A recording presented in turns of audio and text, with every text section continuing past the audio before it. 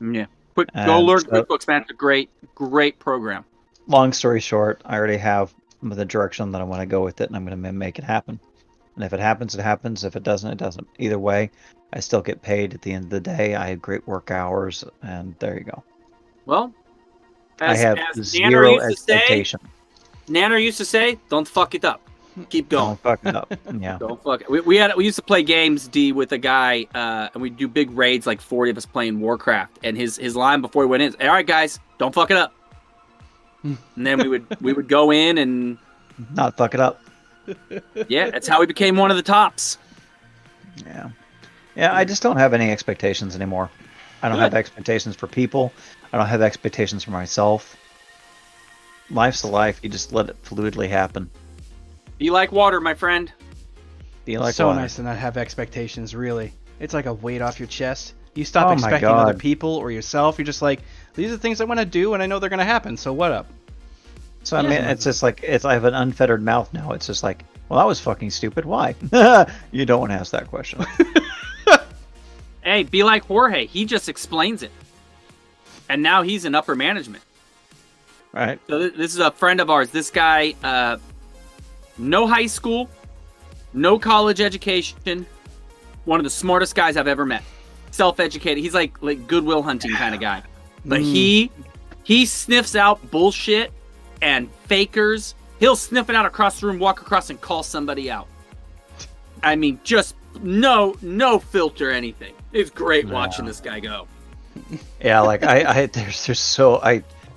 because I have no need to judge people. I have no need to have expectations, especially in this job. And I'm kind of evaluating it from the learner's mindset, but like my mentor, oh, he's a piece of work. I'm like, well, I'm just gonna keep my mouth shut on this one. And keep my mouth shut on that one. Oh, yeah, okay. We're just gonna not say a goddamn thing now. I have learned the best way to handle things is keep my mouth shut. And if I want to keep my mouth open, I personally go see you in private to tell you to fuck off. I don't put that in writing. Yeah, well, that's kind of hard in this new work environment because it's all remote, so everything's put in writing.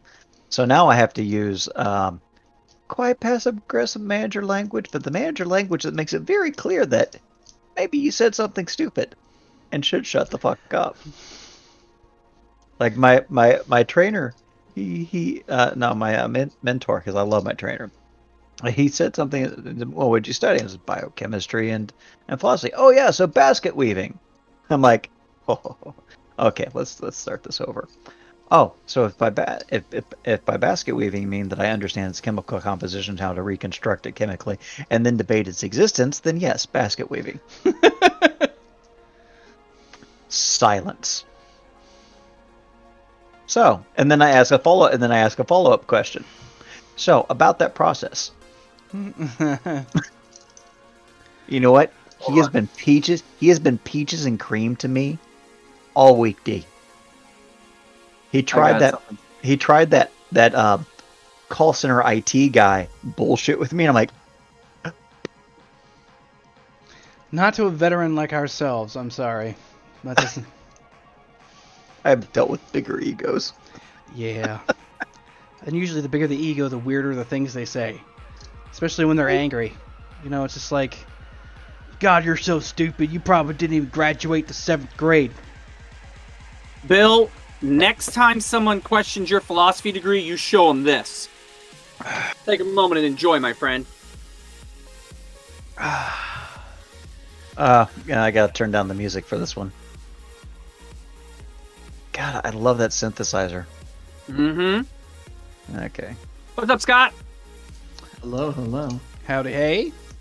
One of my favorite insults of all time is from the show The Wire.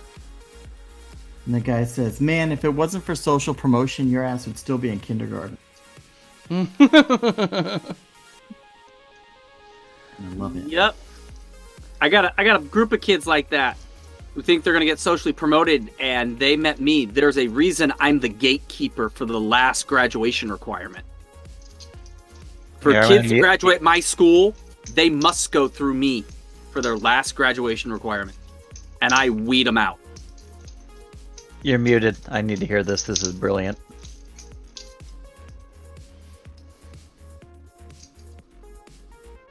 I think you've turned your speakers off, Bill.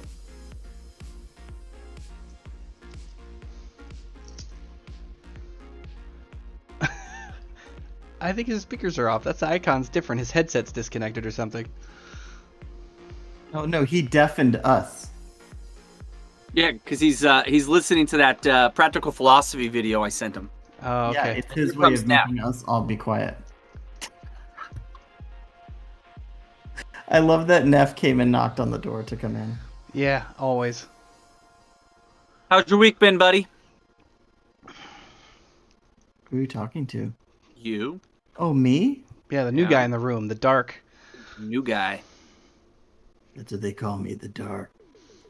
What light should I turn on? I don't know. I kind of like your previous life. This is that's barrack interrogation.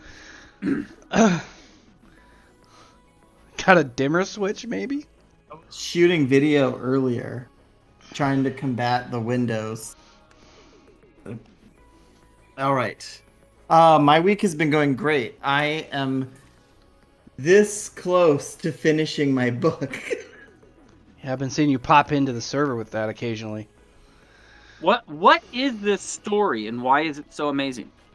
It's the latest book of the Stormlight Archive. You would love it. What's the premise of the story arc? Well, it's part of a larger universe of multiple series. Okay. But in this one, there are people who they're like living their lives, and around them are these kind of like mystical creatures that come in and out called Spren that mostly arrive when there's strong emotions.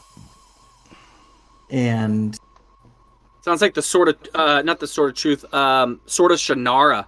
yeah, and eventually people gain the ability to bond with them and gain powers from it.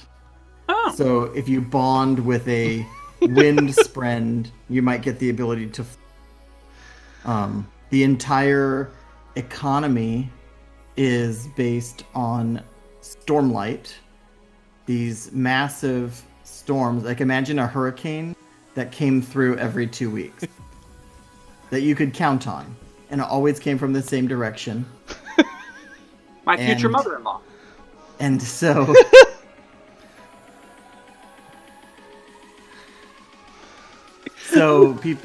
all cities and everything are built with like more support on the eastern side and all that stuff. And they have these little gemstones that is their currency, but also powers everything.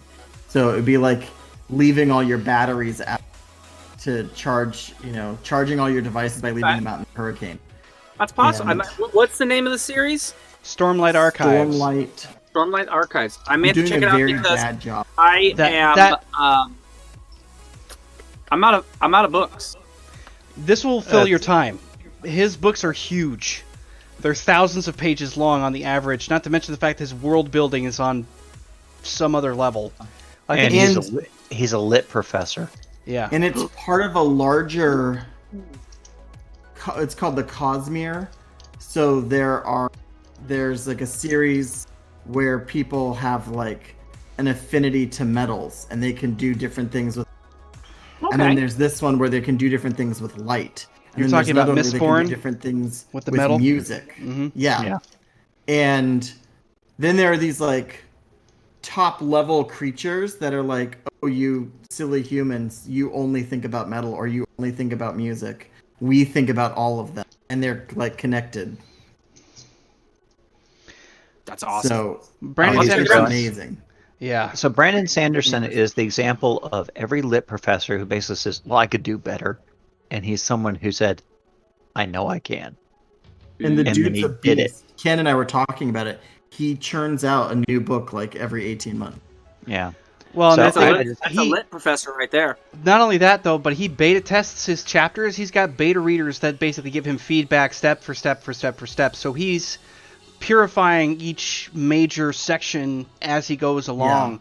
And his website for his books are hilarious because he actually has a loading bar that shows you the progress of his story work, and so that you know exactly how far along he is.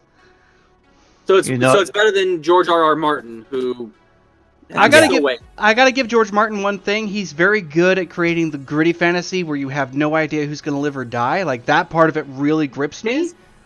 His reminds me of like War and Peace, the way you have characters playing off each other, and Russian novels trying to figure out, it's like Notes from Underground. What's up, Bill? So, Drew, I just think you should go cry to yourself. You are a disappointment to your mother. Your life has no meaning. Go cry. Go cry. Go cry. He's calling you fat. What do you think? I mean, what did you do? A pinky promise or something? Oh, no, pinky promise. That will undermine your moral philosophy. It's so fucked up. I love every single thing about that video. And then Ken, of course, posts, because I love Sabaton. You gotta click on that link. Ooh, Rhythm of War. So that's the one I'm currently reading. Yeah. All right, I will check it out because, like I said, I literally finished my last book 2 nights ago, and it's a book I've been reading for the last 2 years. That it was one of those books that, like, I was dragging through it, but it kept me just interested enough to want to know how it ended, and I got to the end, and I wasted 2 years of my life. Oh, the problem that I'm having is as I read more and the world expands, I'm like talking to Ken, I'm like, I gotta go back and read the other series that I read 8 years ago because a character from one of those books just popped into this one. Oh, that's a well-written story. Damn it, now I gotta go back and read those. That's awesome. I love that when that happens. That's what I actually like about Shadows, is it jumps around and you gotta remember